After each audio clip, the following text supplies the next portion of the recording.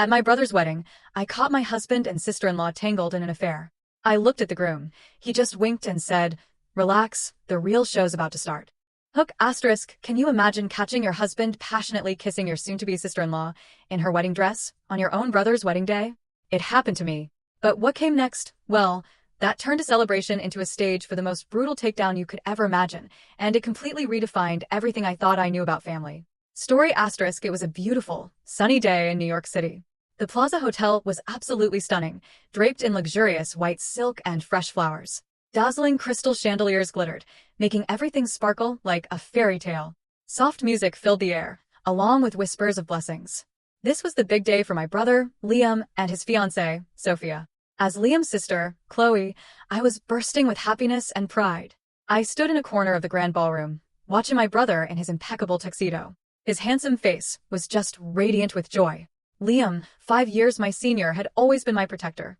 After our parents passed away too soon, he became everything to me. A father, a friend, my entire world. Seeing him find such a beautiful, sweet woman in Sophia, a lifelong refuge, it filled my heart with this incredible warmth. Sophia seemed so fragile, spoke so softly, and always looked at Liam with such admiration. During their courtship, she treated me like a true sister. I honestly thought our small family was finally complete, that I'd found my own happiness too. My husband, Ethan, stood beside me, his arm draped around my waist. He was a talented architect, and to me, to everyone, he was the perfect man.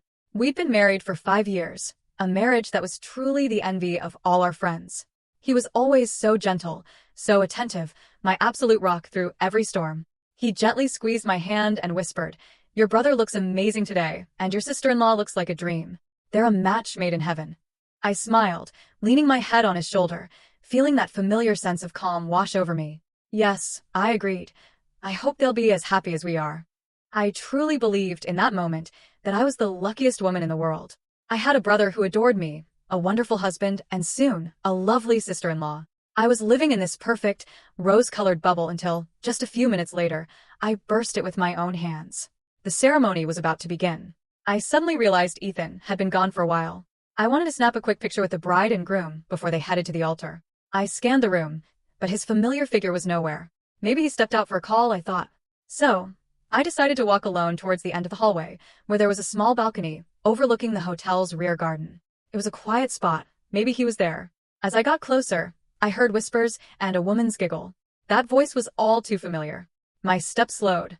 My heart suddenly started to pound faster, a frantic drum against my ribs. Through the crack of the open glass door leading to the balcony, I saw a scene that made my blood run absolutely cold.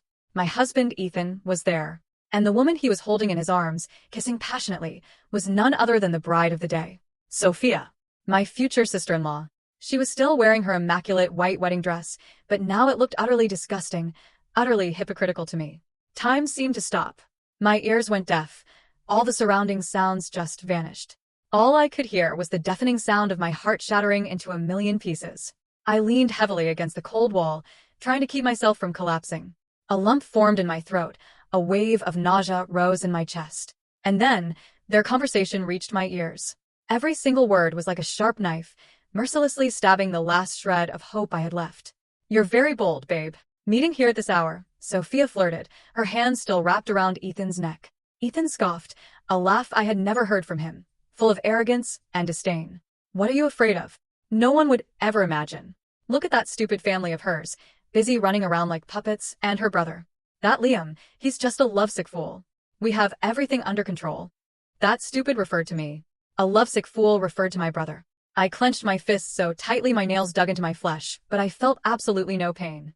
"Still, I'm a little nervous," Sophia continued. "What if everything is discovered later? Besides, I don't like the idea of living with you and your wife." Ethan laughed again, this time with pure contempt. "You don't have to be jealous of that kid. I married her only for the status of being the daughter of a well-respected, educated family, to fool the world. She's nothing more than a baby machine, my shield. As soon as she gives me a son, I'll find a way to get rid of her.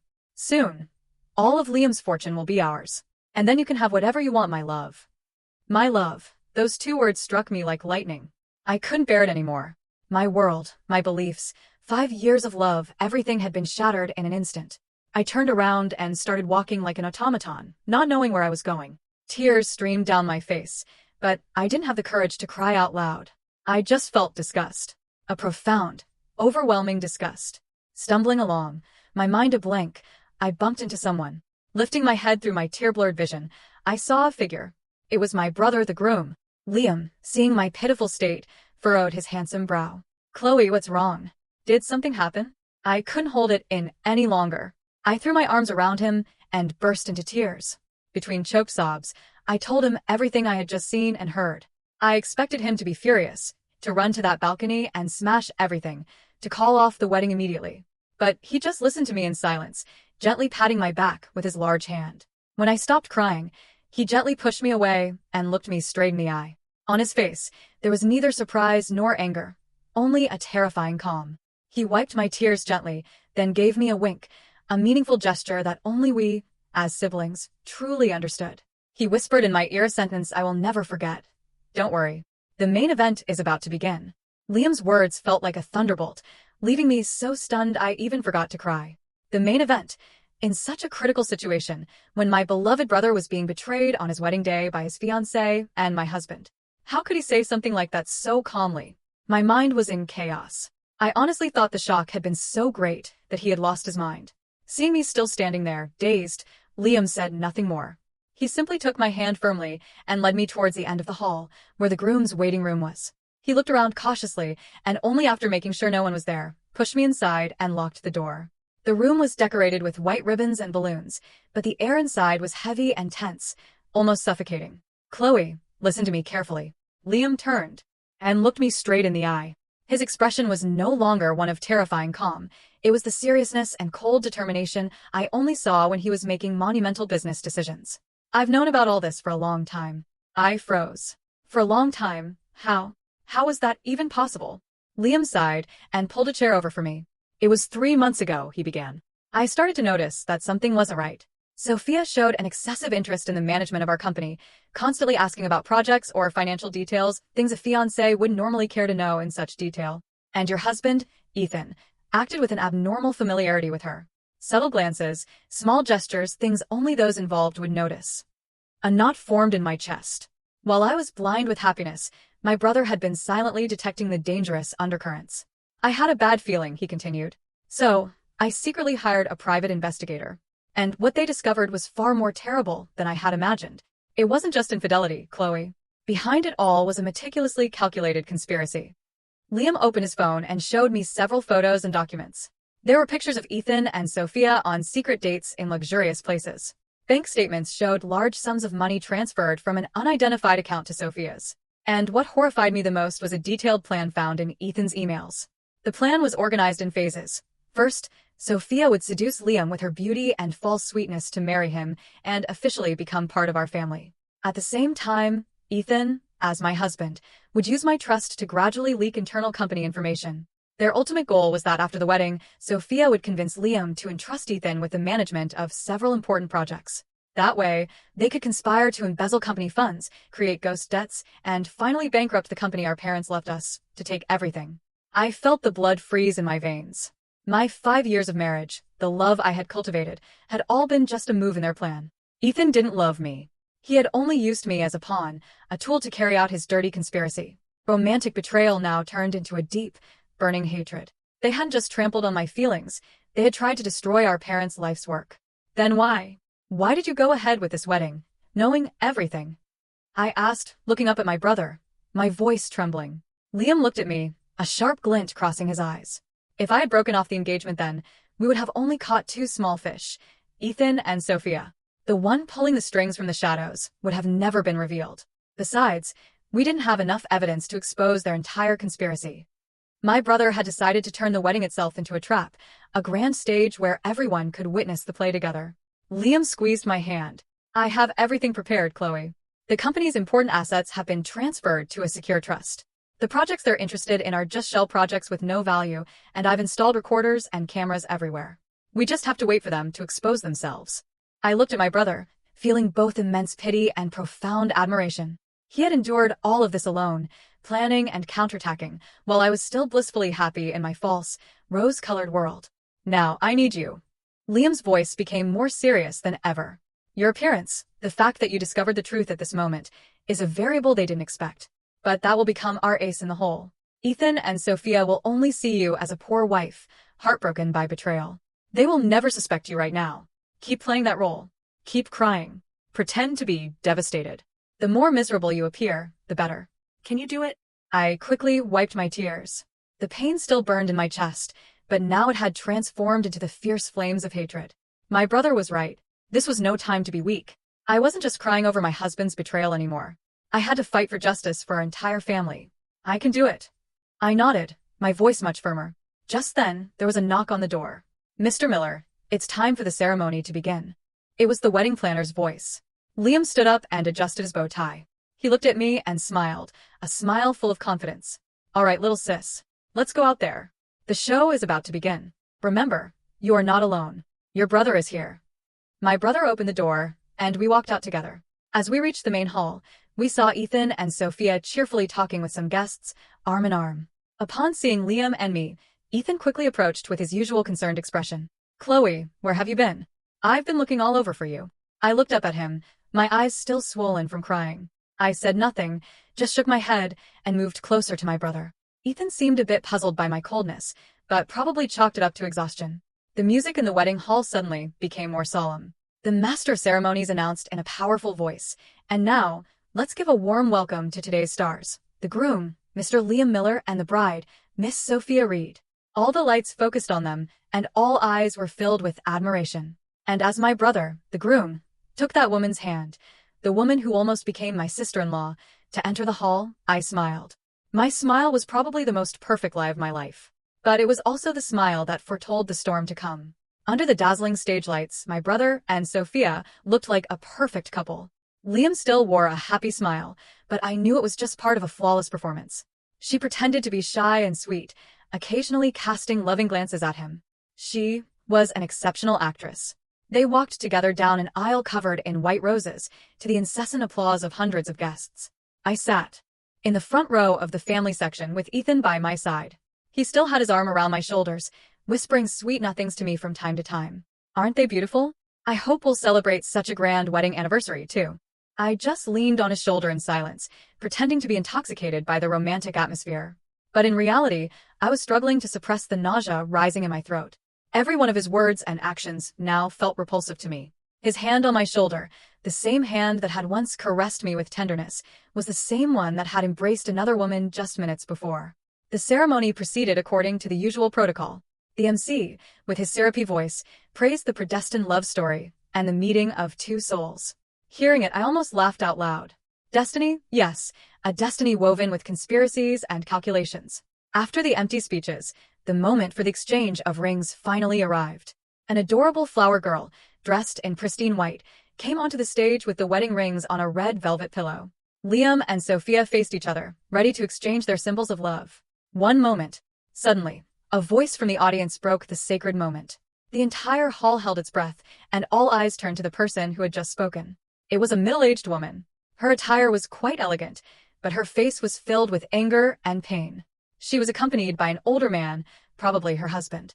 I saw Sophia on stage flinch slightly, her face turning pale for an instant. My brother remained perfectly calm, as if he had anticipated this woman's appearance. "Excuse me, who are you? What's going on?"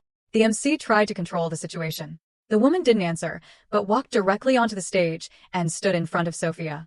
"Sophia, do you recognize me?" she said, her voice a mix of anger and disappointment. Sophia took a step back, her face so pale it was drained of blood. "Ma'am, how are you here?" "Why shouldn't I be here?" the woman scoffed bitterly. "I came to see how my future daughter-in-law, the one who swore eternal love to my son, is about to become another man's wife. I came to seek justice for my son." A murmur began to spread among the guests. Asterisk future daughter-in-law? Son. Asterisk what was happening? Ethan, sitting beside me, was also surprised. "What's going on, Chloe? Who is that woman?" he asked me. I just shook my head, feigning equal surprise and confusion. The woman turned to the guests and raised her voice. "Ladies and gentlemen, I'm sorry to interrupt this happy day, but there's something I must say. This young lady on the stage, Sophia, was my son's fiancée. They were in love for 5 years, celebrated their engagement, and were just waiting for the wedding date. But in just a few months, she changed her mind and left with a richer man, leaving my son in terrible pain." As she finished, she pulled out a stack of photos from her purse and threw them onto the stage. Photos of Sophia with another man in affectionate poses scattered across the floor. There were also pictures from their engagement party. A collective gasp echoed through the hall. Now all the gazes directed at the bride were not of admiration, but of curiosity, doubt, and reproach. Sophia stood frozen on the stage, her face as white as a sheet. She tried to explain, stammering, "No, it's not like that. That person and I, we broke up a long time ago." "Broke up?" The woman scoffed again. "How shameless you are. Now you lie? Just 3 months ago, you took money from my son for shopping and investments. You deceived and used him. How can you betray him like this now?" Sophia couldn't say anything. She looked at Liam with pleading eyes. But my brother, the groom, the one who should have been the most furious, simply crossed his arms and looked at her with an unfamiliar coldness and distance. I, sitting below, watched the play unfold in silence.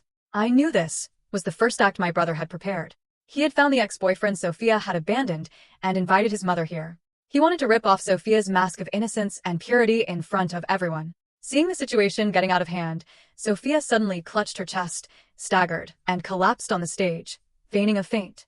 "Oh my God, the bride has fainted," some people shouted. Sophia's family, whom I knew were nothing more than hired actors, rushed to the stage, creating a chaotic scene.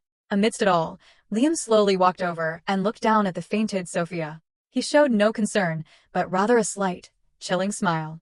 He took the microphone from the stunned MC. "Ladies and gentlemen," his voice resonated firm and clear, silencing all the noise. "I'm sorry to have shown you such an unpleasant play, but I believe the truth must always come to light."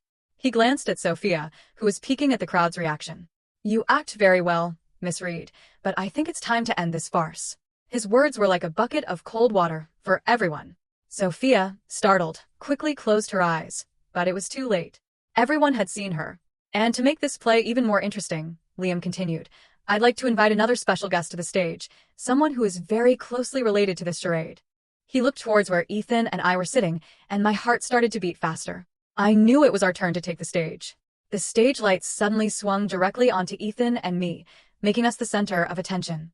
Hundreds of curious and surprised pairs of eyes were fixed on the family section. Ethan was stunned, not understanding what was happening. He turned to me and whispered in a confused voice, "Who is your brother calling?" "A special guest." I didn't answer, just looked at him with tear-filled eyes, with an innocent and helpless expression. I knew it was my turn to act. On stage, Liam continued, raising his voice. This time he addressed my husband directly. "The person I want to invite is none other than my brother-in-law, the architect Ethan Thompson. Could you please come up here and share in this joy with us?" This sudden invitation caused even more of a stir in the hall. People didn't understand why the groom would call his brother-in-law to the stage at such a delicate moment. Ethan was completely paralyzed. He looked at me, then at the stage, and his face turned stark white. He probably started to feel that something was very wrong, but faced with his brother-in-law's public invitation and the gaze of hundreds of people, he couldn't refuse. "Go on up, honey," I said softly, giving him a gentle push on the back. With an innocent tone, I added, "Maybe Liam wants you to share the secret of a happy marriage." My words were like a pinprick, but enough to make Ethan flinch. He swallowed hard and, forcing a smile, slowly got up and walked towards the stage. Each of his steps seemed to weigh a ton. When Ethan got on stage, Liam put an arm around his shoulders in an affectionate manner and addressed the audience. "Ladies and gentlemen, don't you think my brother-in-law is handsome and talented? I'm very proud to have a brother-in-law like him. Not only is he a talented architect, but also a wonderful husband who deeply loves my sister." Liam's praise baffled Ethan even more. He could only smile awkwardly without saying a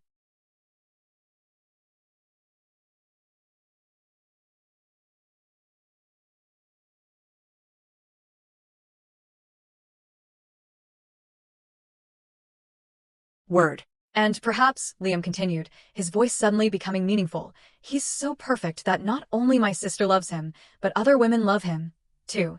Isn't that right, my dear bride?" Liam turned to Sophia, who was still lying on the floor pretending to be unconscious. But upon hearing this, I saw her eyelids tremble slightly. Ethan's face was now as white as a sheet. He started to sweat cold and tried to wriggle out of Liam's arm. "Brother-in-law, what are you saying? Everyone is misunderstanding things. Misunderstanding?" Liam laughed out loud, a laugh without any warmth. "Well, let me show everyone what the misunderstanding is." As he finished, Liam signaled to the technical crew. The two enormous LED screens on either side of the stage, which had originally been showing romantic photos of the bride and groom, suddenly went dark and then lit up again. But this time, the image that appeared was not of roses or candles. It was a video recorded from a hidden angle on the balcony. The entire hall gasped. The same scene that I had to witness just an hour before unfolded vividly before the eyes of hundreds of people. My husband, Ethan, passionately embracing and kissing the bride, Sophia, dressed in her immaculate wedding dress. The audio was also recorded with great clarity. Each of their disgusting words echoed throughout the hall. That stupid family of hers, busy running around like puppets, and that Liam, he's just a lovesick fool. I married her only to fool the world. She's nothing more than a baby machine. The entire ballroom seemed to explode. Shouts, insults, and looks of contempt rained down mercilessly on the two people on stage. The most sordid drama of adultery and betrayal was being projected in the most vivid way possible. Sophia could no longer keep up her fainting act. She jumped up, pale and trembling from head to toe. Ethan could barely stand. He staggered back a few steps and, pointing at the screen, stammered. "No, it's not true. It's edited. It's fake." But his weak words couldn't quell the crowd's anger. Trash. What a pair of cheaters. I can't believe it. Insults erupted from all sides. Sophia's fake family couldn't continue acting either. They stood frozen, their faces red with shame, not knowing what to do. And I was still sitting in the front row. The tears started to flow again. This time, it wasn't an act. They were tears of pain from having to relive that scene and hear those poisonous words again in front of so many people. I covered my face with my hands, my shoulders shaking. I had to portray the image of a miserable victim. A wife completely shattered by the cruel truth. On stage, Liam looked at me and a flash of compassion crossed his eyes, but it was quickly replaced by cold determination. He walked over and snatched the microphone from the MC's hand. "Ladies and gentlemen," he shouted. His voice had an invisible force that instantly silenced the chaotic hall. "Have you all seen it? This is the true face of the woman I was about to marry and the man I once considered my brother-in-law, part of my family." He turned to Ethan and Sophia. His gaze was like two knives. "Do you two have anything else to say? Or do you want me to show you something even more interesting?" Ethan and Sophia, desperate, could only shake their heads. They were completely cornered with no way to excuse themselves. "But all of this," Liam continued, his voice becoming even more mysterious and frightening, "doesn't end here. This drama of infidelity is actually just the tip of a much larger iceberg." The entire hall fell silent again. Everyone wondered what the groom meant. Liam pulled out a stack of documents from his tuxedo pocket and held it up for everyone to see. What they really wanted wasn't love, but this. What was in that stack of documents? And what connection did it have with the person who, according to my brother, was pulling the strings from the shadows? All eyes were fixed on the stack of papers in my brother's hand, waiting for an even more terrible truth to be revealed. The stack of documents in Liam's hand was like a mysterious object that captured everyone's attention. The whole room held its breath, waiting to see which way this drama would unfold. Ethan and Sophia also looked up, and in their desperate eyes, terror was now reflected. They probably knew better than anyone what those papers contained. "Before I tell you what this is," Liam said in a slow, clear voice, "I'd like to tell you a little story. The story of a cunning old fox who used two skunks to rob a hen house." He scanned the room, his gaze piercing through some of the guests, seated in the very important person section. I noticed a middle-aged man with a stout face and dressed in an elegant gray suit suddenly tense up. He coughed lightly and adjusted his tie. "The fox," Liam continued, "knew the hen house was very well protected, so he didn't dare act on his own. That's why he found two skunks, a male and a female. He promised them a life of abundance, food, and warm clothing. They just had to help him carry out a plan. The female skunk's mission was to seduce the head rooster, the future owner of a hen house. The male skunk's mission was to court the head rooster's sister, a naive hen, to become part of the family." Hearing this, I no longer needed to act. The tears flowed for real. My brother's metaphorical story was like another knife twisting in my pain. I was that naive hen. Their ultimate goal, Liam's voice grew even colder, was, after gaining their trust, to slowly open the doors and break the fences so that the old fox from outside could quietly come in and take over the entire hen house. Isn't that a perfect plan? He looked directly at Ethan and Sophia. "You two skunks. Does this story sound familiar?" Ethan and Sophia couldn't say anything, just hung their heads in shame. "And this," Liam raised the stack of documents, "is the detailed plan and the map that the old fox drew for the two skunks. The map that tells them which path to take and where to break the fence.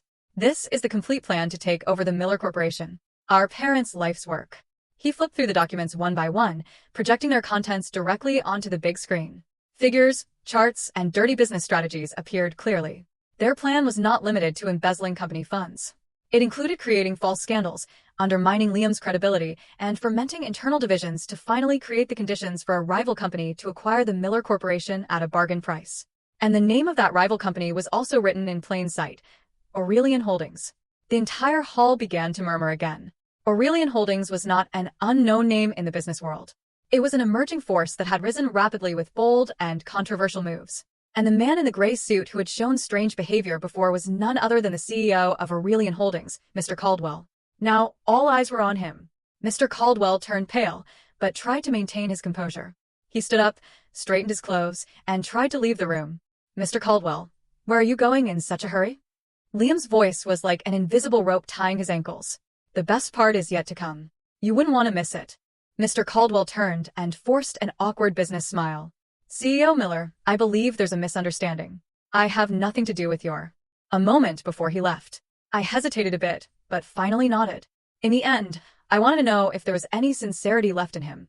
I entered the first aid room. Ethan was sitting on a cot, his shoulder bandaged. He looked disheveled. His designer suit was wrinkled and discarded, his shirt stained with blood, and his face lacked all vitality. When he saw me, he looked up with a guilt-ridden gaze. I'm sorry, Chloe. What good is an apology now? I asked coldly. I don't expect you to forgive me, he said, lowering his head. I just wanted to tell you one thing. The moment I jumped to protect you, that was real. It wasn't an act. I looked at him in silence. For the past 5 years, he continued in a hoarse voice, I've been living a lie. I approached you because of Mr. Caldwell's plan for the money. But then I started to have real feelings for you. Your sweetness, your kindness, it moved my heart, but I was in too deep. I couldn't turn back. I wanted you, and I also wanted the money and status. Greed clouded my judgment. He looked up at me, and tears started to well in his eyes. Today, when you were in danger, I realized the only thing I wanted to protect was you. But it's too late for everything. I listened to his belated confession without any emotion in my heart. Love? Perhaps there was some, but the betrayal and the damage he caused had killed that love. Save those words for the judge, I said, my voice expressionless. Between us, everything is over. I turned and walked out, leaving him alone with his regret and his late tears. The moment the first aid room door closed, the door to my 5 years of marriage also closed, officially and forever. A week after the stormy wedding, things gradually began to calm down, but the aftermath was still enormous. The Aurelian Holdings case became a scandal that shook the business world. Mr. Caldwell, Sophia, and several other top executives were arrested and investigated for fraud, embezzlement, and industrial espionage. Despite his act of saving me, Ethan couldn't escape his involvement. As a key part of the plan, he was summoned to testify and face the inevitable justice. I filed for divorce, and the whole process was carried out quickly and without dispute. We decided to sell our house, our only valuable shared asset. I didn't want to keep anything that reminded me of a past filled with lies. After everything was settled, I felt I needed some time for myself. I decided to take a trip alone, somewhere far away, to clear my head and start a new life. I chose Napa Valley, California, a place quiet enough to heal my wounds. During my days in Napa, I didn't visit many places. I simply spent my time walking along scenic trails, sitting in small, charming cafes, reading and writing. After so many storms, I realized that what I really needed was peace of mind. One cool afternoon, as I was sitting in a rustic wooden cafe overlooking a vineyard, sketching out ideas for a new company project, a familiar voice sounded beside me. Well, small world. I looked up, surprised. It was the police officer who had handled a minor car accident case for me a year prior. His sudden appearance was a bit disconcerting. He was no longer in his strict uniform, but in a comfortable khaki jacket and jeans. He looked much younger and more approachable. The afternoon Napa breeze slightly tousled his thick, dark hair. Hi. I smiled, trying to hide my surprise. What a coincidence to see you here. Are you on vacation? You could say that, he replied. A gentle smile revealed a slight dimple. I got transferred here a few weeks ago. You could say I'm starting a new life. He glanced at my notebook and pen. You were working. Sorry to interrupt. No, I was just finishing up, I said quickly, closing the notebook. Then he hesitated a bit. Would you mind if I sit here for a moment? The cafe is very crowded, and this is the only free spot. I looked around, and indeed, the charming little cafe was packed. Yes, of course. Please sit. He pulled up a chair and sat across from me, ordering a hot latte. There was a slightly awkward silence between us. I didn't know what to say, and he also seemed to be looking for a suitable topic of conversation.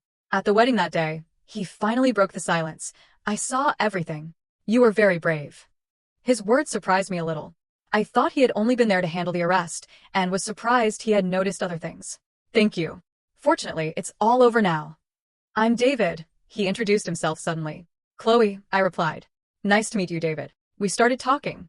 At first, it was just light conversation about Napa Valley, work, and personal hobbies, but gradually the conversation deepened. David told me why he had been transferred. After years of working in the stressful environment of New York, he felt burned out and wanted to live and work in a quieter place. He loved the mountains, the forests, and the fresh air of the valley. I also shared my story, not the painful details of the betrayal, but my decision to leave the city and my desire to find a new balance in life. We realized we had something in common. We were both on a journey to find a new beginning. David was a very engaging person to talk to. He was intelligent and funny, but in his eyes, there was something quiet and deep, typical of someone who has lived a lot.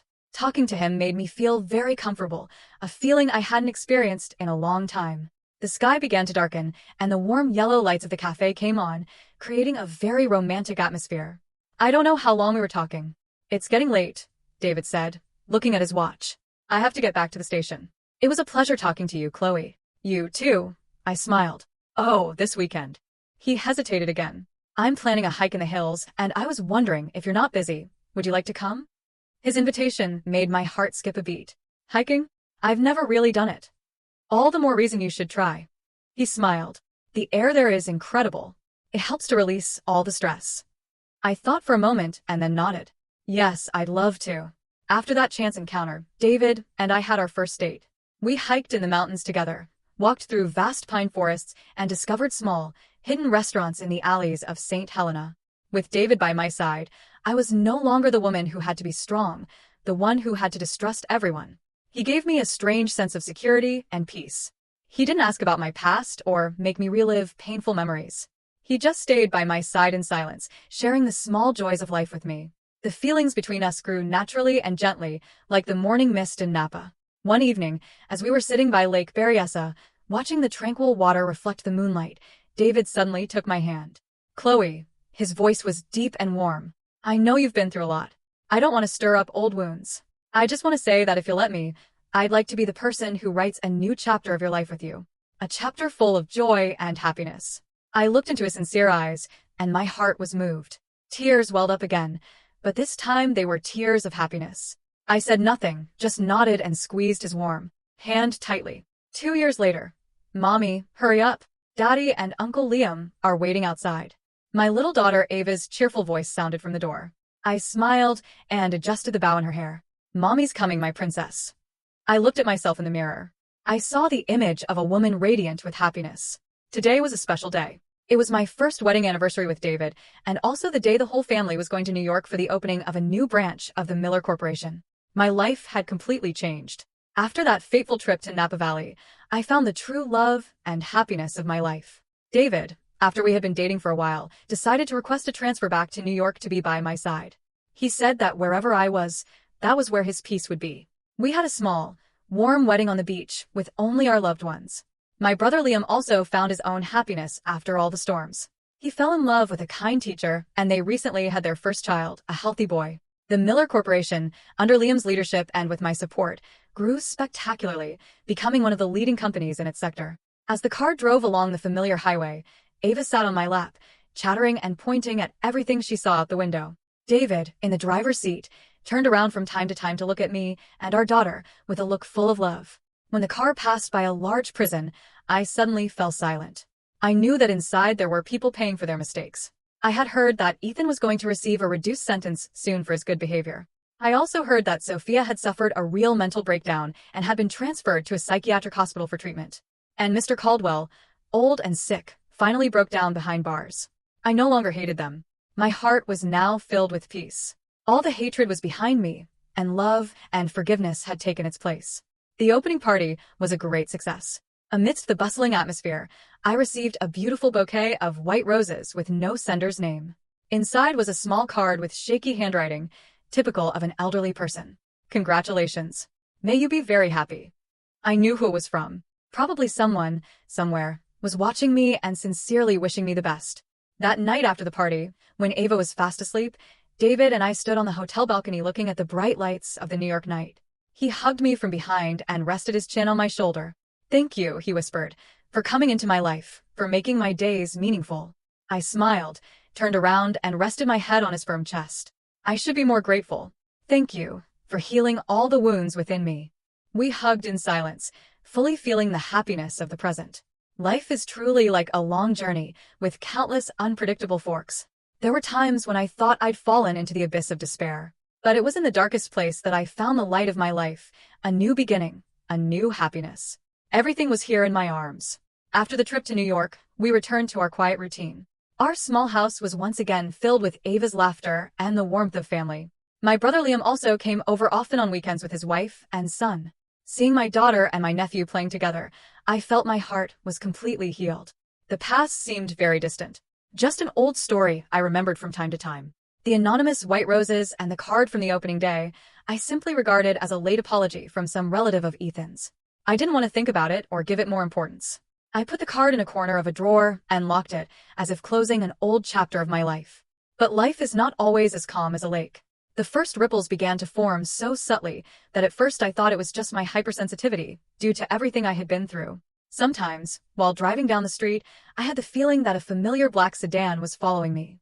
But when I looked closer in the rearview mirror, the car would disappear into traffic. Once, while playing with Ava in a park near our house, I felt a fixed gaze on me and my daughter from a distant bench. It was a middle-aged woman, dressed very elegantly, with a wide-brimmed hat and sunglasses that covered part of her face. When I looked at her again, she immediately turned her head and left the park in a hurry. When I told David about this, he just laughed and hugged me. "You're overthinking things again. You're a successful and beautiful executive now. It's normal for some admirer to look at you." But I knew my husband was saying it to reassure me. His police instincts also kept him silently on alert.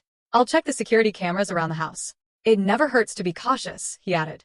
That incident was also soon forgotten, until Ava's second birthday. The party was an intimate one at home, just with Liam's family, us, and a few close friends.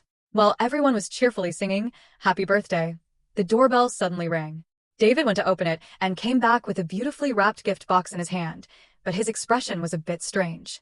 "It's from a courier service," he said. "It's a gift for Ava, but there's no sender's name." We were all surprised. I took the gift box, and a vague unease washed over me.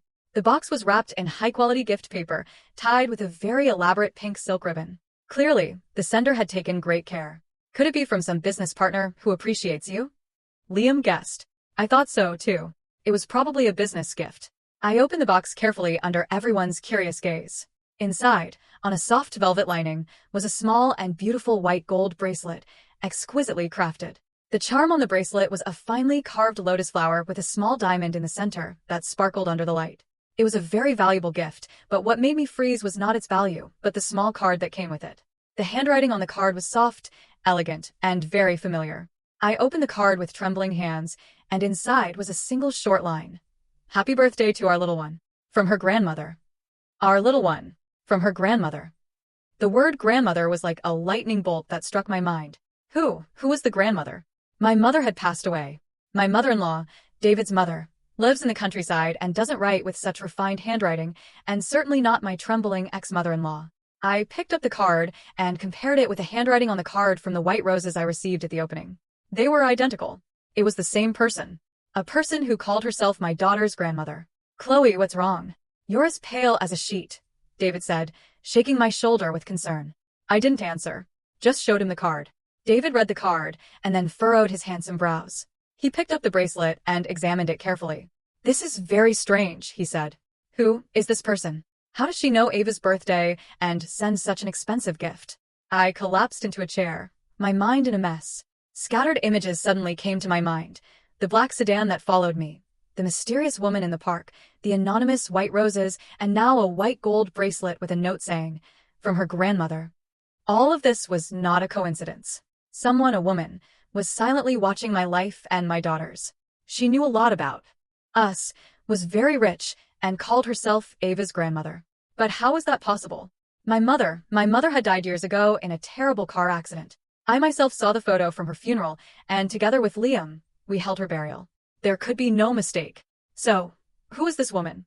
A distant relative I didn't know, or a much more terrible secret I had no idea about? I looked at my little daughter.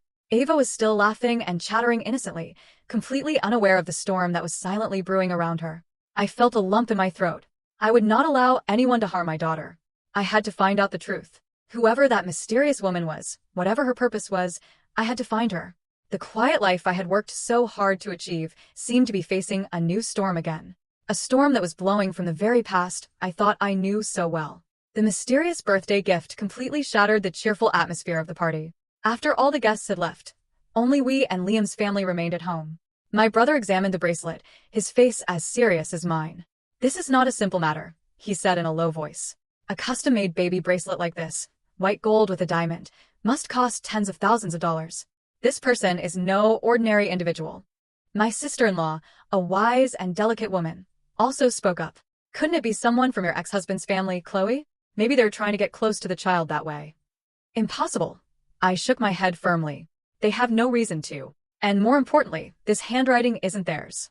David remained silent for a while, deep in thought, and finally spoke with the seriousness of a police officer. "The first thing we need to do is trace the origin of this gift. I'll take the box and wrapping to the crime lab. We might find fingerprints or other clues, and I'll review all the security cameras on the streets near our house today to track the courier's vehicle." Liam nodded in agreement. "Right, I'll also use my contacts to ask major jewelers if anyone recognizes this bracelet design. The lotus design is quite unique. It's likely a custom order." Our conversation reached a dead end. Although we considered several hypotheses, none could explain the appearance of this person who called herself grandmother. That night, I couldn't sleep a wink. I hugged my little daughter, watching her sleeping face. An invisible fear enveloped me. Who was this woman? What did she want with my daughter? Did she have bad intentions? The following days passed in a state of anxiety and worry. David and Liam did everything they could to investigate, but all leads seemed to hit a dead end. The courier service was a small company, and the sender had paid in cash and used a fake name. The security cameras only showed an ordinary delivery person, nothing special. No jeweler recognized the bracelet's design. The mysterious woman seemed to have calculated everything meticulously, leaving no trace. Seeing that the investigation was stalled, I felt even more anxious. I decided I couldn't just wait passively. I had to find the answers myself. I decided to start with my past, with what I knew about my mother. I took a few days off from work, left Ava with my mother-in-law, and returned alone to my parents' old house in the town where my brother and I grew up. I hadn't been back in a long time. The house was still the same, covered in the dust of time, but every corner evoked warm memories of my mother. I started cleaning the attic, where my mother kept old items and family keepsakes. I hoped to find among those seemingly insignificant objects some clue about the mysterious woman, some secret my mother never told us. I flipped through the old photo albums one by one. Black and white photos, faded color photos, my mother, beautiful and radiant in her youth. My parents happy on their wedding day. And photos of Liam and me as children, smiling innocently in our parents' arms. I looked them over and over, but I saw no woman who looked luxurious and unfamiliar. Just as I was about to give up, my hand brushed against a small wooden box hidden at the bottom of an old trunk. The box was locked with a small rusty padlock. After struggling for a while, I managed to open it. Inside, there were no jewels or money, but a stack of yellowed letters carefully tied with a purple ribbon. I picked up the stack of letters with trembling hands. The handwriting was neither my mother's nor my father's. It was the handwriting of a soft, elegant woman, identical to the one on Ava's birthday card. I felt my heart stop. I quickly opened the first letter. "My dearest sister Catherine, a year has passed since that fateful day. I still can't forget how you saved me from that car about to explode. I don't know how I can ever repay you for this favor. I'm sending you a small gift. Please accept it. I know you'll refuse, but please don't. Consider it a small token from me for the 2 children you have at home. I must leave now. I can't stay in this place that has taken everything from me. Perhaps one day, when everything calms down, we will meet again. With all my love, Adrian." I reread the letter several times, my mind in a turmoil. Sister Catherine, that was undoubtedly my mother. A car accident? A savior? My mother had never told us that story. And Adrian, who was that woman? Why did she write to my mother? I quickly read the following letters. They were letters sent from abroad, from France and Switzerland.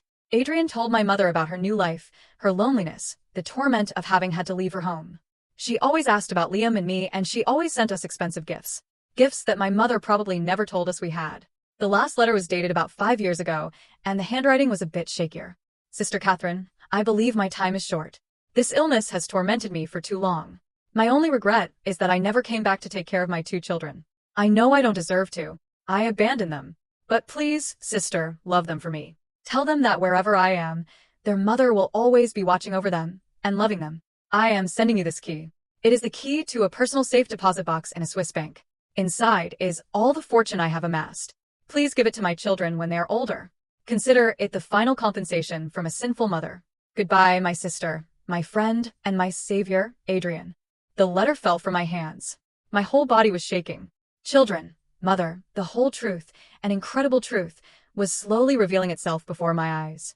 This woman, Adrian, No, it couldn't be. My mother was Catherine Miller, and she was dead. There had to be a mistake. But this stack of letters, this key, and the familiar handwriting.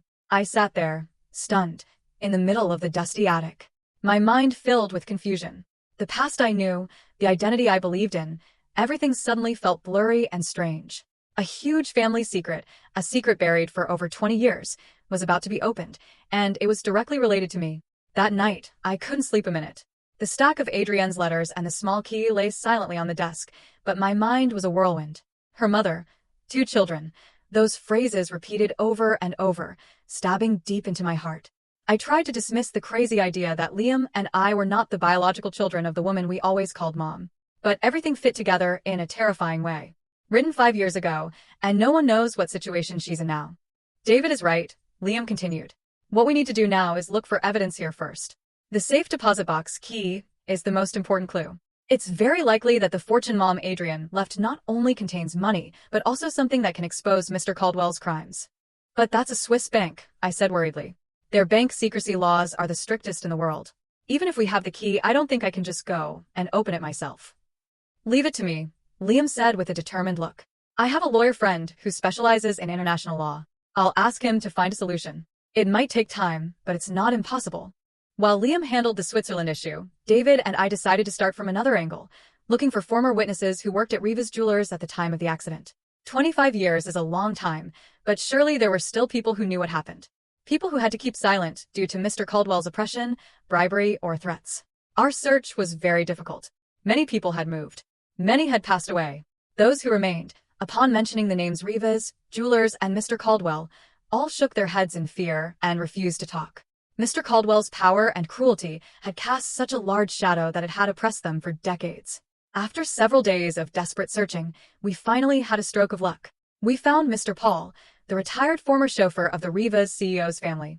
He was now a frail old man living alone in a small house in the suburbs. When we arrived, he was sitting on his porch, looking into the distance with sad eyes. At first, he also refused to talk, but when I showed him the photo of Mom Adrian and told him my identity, his old eyes filled with tears. Miss, are you Miss Chloe? He asked in a trembling voice. When I nodded, Mr. Paul burst into tears. My God, you're alive. I thought the whole CEO's family. He invited us into his house. After calming down, he began to tell the story of 25 years ago, a story he had kept in his heart like a nightmare. The day of the accident, Mr. Paul said in a trembling voice, I was supposed to drive that car, but that morning, the then Vice President Mr. Caldwell suddenly sent me to another state on an errand. He said it was urgent and sent another driver in my place. He was a young kid who had just started. I didn't know him well. When I heard the news of the accident, I felt something was wrong, he continued. That car was the CEO's. I checked it every day. It was impossible for the brakes to fail. I tried to tell the police, but no one believed me. They said I was rambling from grief. And a few days later, Mr. Caldwell sent someone to give me a large sum of money and threatened that if I kept talking, my family would not be safe. Out of fear for my children, Mr. Paul hung his head, his voice filled with regret. I had to keep silent. I took the money and left the job. For these 25 years, I haven't slept a single night in peace. Remorse and guilt have constantly tormented me. Mr. Paul's testimony was living proof that the accident was not a coincidence, but a meticulously planned conspiracy. Mr. Caldwell, Mr. Paul added, was not only cruel, but also very distrustful. He always had a small recorder installed in the CEO's office to monitor all his conversations. I once accidentally saw him secretly changing the batteries. A flash of insight struck me. A recorder.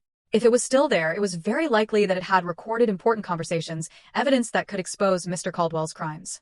But where's that office? Riva's Jewelers no longer exists. Its old headquarters must now be owned by another company. When we felt lost, Mr. Paul provided another valuable piece of information. After the CEO's death, Mr. Caldwell sealed his entire old office. He said it was to preserve his memories, but I know he was scared. Scared that someone would find something inside. That room is still intact on the top floor of the old Rivas building. All the clues seem to converge on one point. A room sealed for 25 years that might contain the black box of the entire case. But how could we get into such a heavily guarded place owned by another group? The old Rivas building was now called Aurelian Tower, standing in the city center like an impregnable fortress. Infiltrating it, especially the sealed room on the top floor, was an almost impossible mission for ordinary people like us. This can't be done through normal channels, David said after circling the building. The security system here is state-of-the-art. There are surveillance cameras everywhere and guards patrolling 24/7. The access doors on each floor use magnetic cards. It's impossible to get in through the front door. While we were racking our brains, we finally received a call from Liam, who had been silent for several days, with important news. I've spoken with my lawyer friend. He says that as biological children, we have the full right to request information about our mother's safe deposit box at the Swiss bank, but the process is very complicated and will take at least a few months. But he discovered something interesting. 5 years ago, right when Mom Adrienne sent the last letter, someone else tried to access that safe deposit box but failed due to lack of identity documents. Who? I asked anxiously. It was Mr. Caldwell's people. A chill ran down my spine. He also knew about the existence of that safe deposit box. He had been looking for it for years. This confirmed to us even more that inside there was something that threatened him. And it also meant that we didn't have much time left. If Mr. Caldwell discovered we were investigating, he wouldn't hesitate to act first. The urgency of the situation forced us to make a bold decision. If we can't get in through the front door, I said, looking at David and Liam, we'll get in another way. Aurelian Tower and our Miller Tower are right next to each other. The height of the roofs of both buildings is almost the same. Don't tell me. Liam looked at me in amazement. No, Chloe, it's too dangerous. It's the only way, I said firmly. We don't have any more time. You can disable the security system of Miller Tower. David has the technology and experience as a police officer, and I have to get in there. That room is related to my past. After a long discussion, they both had to reluctantly agree. The plan was drawn up with great detail and caution. The time of action was set for 2 a.m. when activity in both buildings comes to a complete halt. That night, the city slept. Only the faint lights of the street lamps remained. When I stood on the roof of Miller Tower with David, my heart was pounding like a drum. The wind at that height whipped my hair fiercely. From here, the roof of Aurelian Tower seemed to be only about 15 feet away. It wasn't a great distance, but it was an abyss between life and death. David carefully prepared the equipment. He was an expert at this. He used a special gun to launch a high-strength cable to the railing of the opposite building. The cable was firmly anchored at both ends. I'll go first, David said in a deep, reassuring voice. When I cross and secure the area, you'll slide. Of time. And then we heard a familiar voice, that of CEO Rivas, my biological father. He was talking on the phone. I don't agree, Vice President Caldwell. That project is too risky. The cash flow isn't transparent. I can't approve it. After a brief silence, his voice became sharper. I've told you before. Don't try to fool me. I know what you're doing behind my back. If you don't stop, I will reveal everything to the world. The call ended and my heart was pounding. This was proof of the conflict between my father and Mr. Caldwell. But the next recording truly stunned us. This time it was Mr. Caldwell's voice. He was talking to someone. The old man has found out everything. We can't leave him alive. A car accident. Yes. It has to look like an accident. His family. Take care of all of them. Leave no one behind. And then Rivas will be ours. A recorded confession from 25 years ago. An undeniable confession. At the same time, I opened the black leather-bound notebook. Inside were not only records of Rivas Jewelers' business transactions, but also short diary entries from my father. He wrote about his worry upon discovering Mr. Caldwell's conspiracy, his anxiety about feeling watched, and his infinite love for his wife and 2 young children. And on the last page, there was a line written hastily in a special ink. An ink visible only under ultraviolet light. A prudent habit of finance professionals. Liam and I knew it well. We quickly turned off the lights, and David shone a small UV flashlight he always carried onto the paper. The writing appeared. All original evidence, contracts, account statements are in the safe deposit box at the Swiss bank. Number XYZ. I have entrusted the key to Catherine. If anything happens to me, trust her. Catherine will know what to do. Everything became clear. Mom Catherine not only raised us, but was the trusted person my father entrusted with the mission of protecting the most important evidence, the inheritance, and the future of his 2 children. The love and sacrifice our 2 mothers showed us were immense and grand. Tears welled up again, but this time they were tears of gratitude and pride. We now had in our hands the confession from the past, the clue to the decisive evidence stored in Switzerland, and Mr. Caldwell's current crimes. The plan for the final counterattack, the decisive battle, was about to begin. The net of heaven had been woven tightly. All that was left was for the biggest fish to fall into it himself. With irrefutable evidence in our hands, we knew the hour of final judgment was very near. But we were also aware that confronting a cunning old fox like Mr. Caldwell required not acting rashly. A small mistake could give him the opportunity to turn the tables and erase all traces. "We need a perfectly flawless plan," Liam said with a firm expression. "We have to hit him by surprise without giving him time to react." The plan was drawn up with the participation of all three of us. Liam, with his position in the business world, would deliver the decisive blow in the commercial arena. David, with the support of his trusted colleagues, would handle the legal aspect to leave him no escape, and I would confront him directly, becoming the fuse for the bomb that was about to detonate. The first step was to resolve the matter in Switzerland. With the recording and the notebook as evidence, and the cooperation of the American police, Liam's lawyer friend quickly managed to convince the Swiss bank. They agreed to open the safe deposit box, but on the condition that I was present, and the process was carried out under the supervision of both parties. A week later, Liam and I were in Zurich, Switzerland. The bank vault was cold and silent. When the familiar metal box was placed on the table, my heart pounded again. Mom Catherine's key slid smoothly into the lock, and with a turn, the box door clicked open. Inside, there was no money or jewels, but a thick stack of documents carefully wrapped in plastic. They were all the originals of the ghost contracts, the bank statements recording the illicit money flows, and all the secret agreements Mr. Caldwell had used to take over Rivas Jewelers. Each document bore his handwritten signature.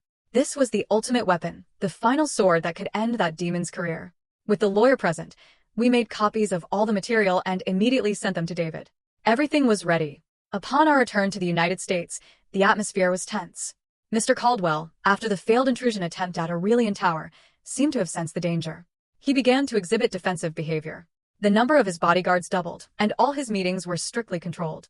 "He's trying to erase his tracks and move his assets," David reported in an emergency meeting. "We have to act before it's too late." D-Day was set. It was the day of the Aurelian Holdings annual general meeting, a major event that brought together all the management, major shareholders, and the media. It would be the perfect stage for us to end this play. That morning, I chose a deep red dress, a color symbolizing power and determination. Liam wore his usual elegant suit, but in his eyes was an unusually fierce determination. We attended not as competitors, but as guests of honor. A surprising move Liam had arranged beforehand through some shareholders favorable to the Miller Corporation. The convention center's auditorium was packed. Mr. Caldwell sat at the head of the stage, still maintaining an expression of confidence and authority. He was giving a passionate speech about Aurelian Holdings' achievements and its ambitious future plans, a perfect speech from a competent leader. When his speech ended to thunderous applause, Liam gave me a signal. "Now, excuse me." A voice boomed from the doorway. It was David, entering in uniform with an investigative team. "Mr. Caldwell, CEO of Aurelian Holdings. We are here to execute an emergency arrest and search warrant in connection with charges of organized murder and misappropriation of assets." The entire hall was stunned, and all cameras instantly turned towards the stage. Mr. Caldwell leaped up, his face changing, but he tried to maintain his composure. "What are you talking about? There must be some mistake. I am an honest businessman." "There's no mistake, Mr. Caldwell." I raised my voice as I walked from the audience. All eyes turned back to me. "Or would you like me to remind you of the car accident that took place in the Rocky Mountains 25 years ago?" Hearing this, the composure on his face completely crumbled. He looked at me, and in his eyes were hatred and astonishment. Liam also stood up and went on stage. He held a stack of documents in his hand. "And also what you did to my father. The time has come for you to pay for all your crimes."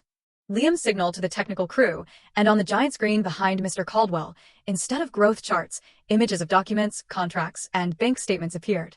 At the same time, the recording of Mr. Caldwell's own voice ordering the elimination of the entire Rivas family echoed throughout the hall. "Turn it off. Turn it off now." Mr. Caldwell roared like a wounded beast, running frantically towards the control panel, but it was too late. All the evidence had been revealed before hundreds of people, before the cameras of the entire country. David and his colleagues quickly moved in and put him in handcuffs. "Richard Caldwell, you are under arrest." The Aurelian Holdings empire, built on the blood and tears of others, collapsed in an instant. Standing on the stage, I watched as the enemy of two families was led away. I felt no jubilation, but a strange, light relief. Justice had finally been served. Asterisk mom, dad, are you watching? We did it. Asterisk amidst it all, a woman ran out from the crowd and knelt at my feet, crying inconsolably. It was Mr. Caldwell's wife. Miss Chloe, please forgive my husband. He was just too ambitious. I looked at the poor woman before me, and then looked out the window. The sky was still blue, the sun was still warm, and life would go on. But there are mistakes that can never be forgiven. The case of Aurelian Holdings' collapse caused a huge shock, not only in the business world, but throughout society. The crimes hidden for 25 years finally came to light. The media reported and analyzed day after day the cruelty and cunning of Mr. Caldwell. He went from being a successful entrepreneur, an example of self-made success, to the embodiment of evil in an instant. With irrefutable evidence, Mr. Caldwell was sentenced to the maximum penalty for his crimes. His accomplices, the subordinates who had helped him for years, were also brought to justice and received the punishment they deserved. After the trial, our lives gradually returned to normal. The Miller Corporation, after eliminating an unfair competitor, experienced spectacular development, becoming a company not only financially sound, but also respected for its business ethics. Liam, after avenging his father, seemed to have lifted a huge weight off his shoulders. He became more cheerful and open, spending more time with his small family. As for Rivas Jewelers as the sole legitimate heirs, Liam and I decided not to keep it. It was stained with too much blood and tears. We decided to sell all the group's assets. A portion was used to compensate the victims and their families who had been harmed by Mr. Caldwell's illegal practices. The rest was used to create a charitable foundation called the Adrian and Catherine Foundation, a foundation to help orphans and women in difficult situations. It was the best way to honor and thank our two great mothers. A year after the major case was closed, I received a letter, not an email, but a handwritten letter from an address in France. The handwriting was much weaker, but I recognized it instantly. It was Mom Adrienne's handwriting. My dearest children, Liam and Chloe, by the time you read this letter, Mom will be in a very distant place. From the explosion at the wedding to the final trial, Mom has seen everything. You are very brave and strong. Mom is very proud of you. I know you may never forgive the mother who abandoned you for decades, but I truly had no other choice. The death of long ago was the only way to protect you from the clutches of that demon. I had to live with torment, longing, and guilt. But knowing you were growing up safely under the love of my sister Catherine made all my sacrifice worthwhile. Now that the wicked man has paid for his crimes, the heavy burden on my heart can finally be released. I believe I can now go in peace and reunite with your father. Be happy, my children. Live a truly meaningful life in the name of your mother and father. I love you very much, Mom Adrian. Attached to the letter was my mother's death certificate. She had passed away just a few days after Mr. Caldwell's trial ended. Liam and I hugged each other and cried. They were tears of sadness, but also of understanding and peace. We could finally call her mom with a peaceful heart. My life, after so many storms, finally found a quiet harbor. David and I decided to have a small, warm wedding in Napa Valley, where our love began. On the wedding day, instead of a luxurious wedding dress, I chose an elegant silk dress in a soft blush color, simple and pure. In my hand, instead of a bouquet, I held tightly to the hand of David, the man who had accompanied me through the most difficult times. Liam looked at me with a happy smile, his eyes shining with joy. Ava, in a beautiful princess dress, scattered rose petals on the path we walked. Amidst that warm atmosphere, we had a special guest. It was Mr. Paul, the former chauffeur. He brought us a small gift, an old photo of my biological parents in a simple wooden frame. Miss, I wish you all the happiness, he said in a trembling voice. I accepted the gift with a heart full of emotion. The past was over, but the good memories and good feelings would last forever. That afternoon, as the sun set over the rolling hills of Napa, David and I stood side by side, looking at the distant horizon. A new chapter of life, a new life full of love and hope, was opening before us. I knew that from now on no storm could knock me down, because by my side there would always be people who loved me unconditionally. And I believe that somewhere high above, my three parents, my mothers and fathers, will be watching over us and blessing us with a smile. Call to action * this journey. It took me from profound betrayal to uncovering hidden truths and, finally, to a new beginning filled with love and purpose. It was terrifying, heartbreaking, and ultimately, incredibly empowering. What do you think about my story? Have you ever had to face such a complicated web of betrayal and hidden family secrets? Share your thoughts in the comments below. I'd love to hear from you.